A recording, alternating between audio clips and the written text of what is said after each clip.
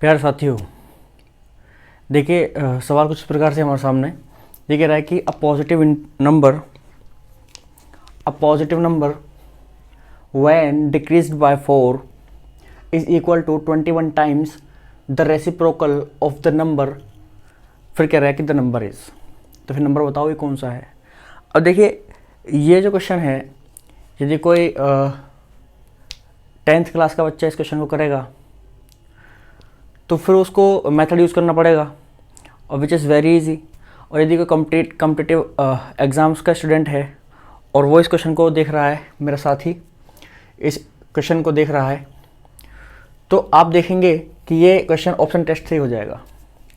भाई उसने बोला है कि 21 टाइम्स है वो जो नंबर है, जब हम उसको 4 कम कर देते हैं तो उसके रेसिप्रोकल का 21 टाइम्स है, तो इनमें से एक एक करके लो।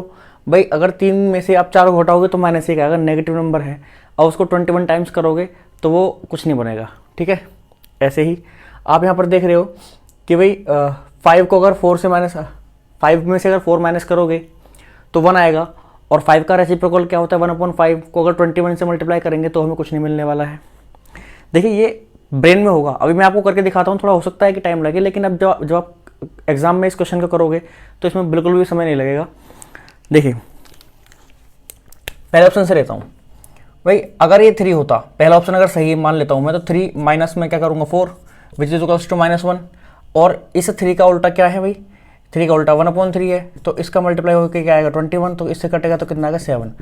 तो ये 7 और ये 1 कहीं से भी इक्वल नहीं है ना, तो इसलिए ये ऑप्शन नहीं होगा हमारा।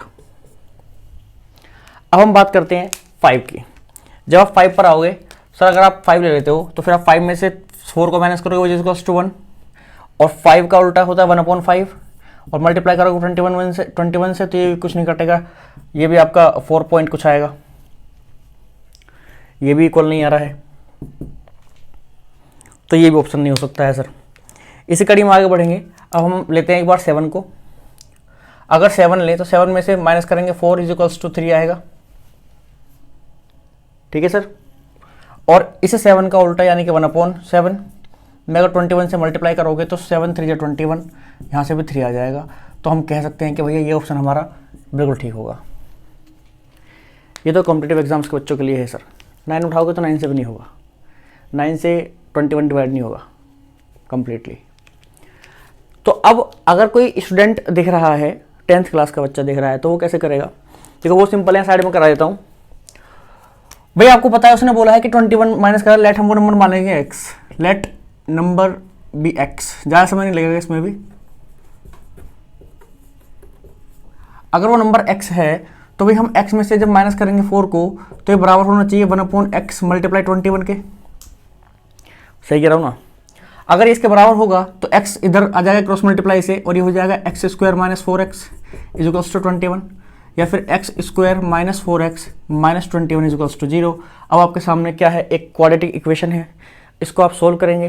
तो सोल्व करने में आपको पता है कि 21 के हम फैक्टर्स फाइंड करने हैं, तो हमने फैक्टर्स फाइंड कर लिए सर। 7 3 21, तो 7x + 3x - 21 is equals to 0, और यहाँ से x कॉमन आएगा तो x - 7, और प्लस में 3 कॉमन आएगा तो x - 7 इज इक्वल्स टू 0, और यहाँ से आपका x - 7 कॉमन आएगा, और मल्टीप्लाई में यहाँ बचेगा x + 3 which is equals to 0, और यहाँ से आपको पता है sir x is equals to 7 होगा, और एक x इज इक्वल्स टू आपका -3 होगा।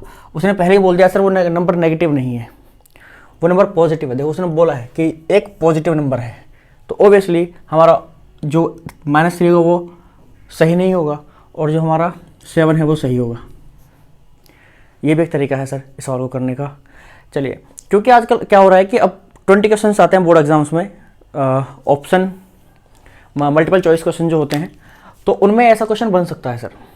आपके बोर्ड के एग्जाम में ऐसा क्वेश्चन जरूर बन सकता है 1 नंबर के अंदर, और ये बहुत ही सिंपल क्वेश्चन है, इसको आप आसानी से कर सकते हो। लेकिन अगर आपको वहाँ पर वो मिल रहा है, मल्टीपल चॉइस क्वेश्चन ही है आपका भी, तो आप भी इसी तरीके से कर दीजिए। कोई ज़रूरी थोड़ी वहाँ पे आपसे सॉल्यूशन थोड़ी मांगा है।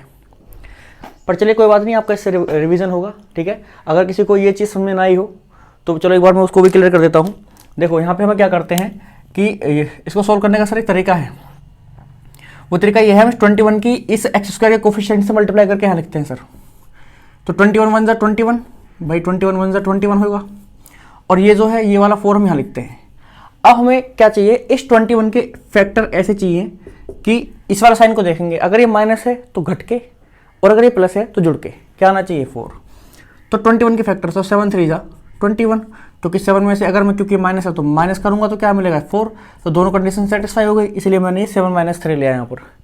इस 4 को मैंने लिखा था 7 3, और फिर ये माइनस था, ये अंदर जाएगा तो प्लस का 7 आएगा, इधर से x अंदर चलेगा तो -7x हो जाएगा। ये वाला माइनस इस -3 के पास जाएगा तो प्लस का 3 बनेगा, और ये वाला x जब इसके पास आएगा तो 3x हो जाएगा। ठीक है, तो मुझे लगता है कि वीडियो आपको क्लियर होगी, और मुझे लगता है पूरी उम्मीद है सर कि सवाल आपको समझ में आ गया होगा। और अगर आपको सवाल समझ में आया हो तो प्लीज़ सर, और वीडियो अगर अच्छी लगी हो तो वीडियो को लाइक कर दीजिएगा, और अपने सभी दोस्तों के साथ शेयर कर सकते हो जो पढ़ते हैं। और चलो मिलते हैं आपसे अगली वीडियो में।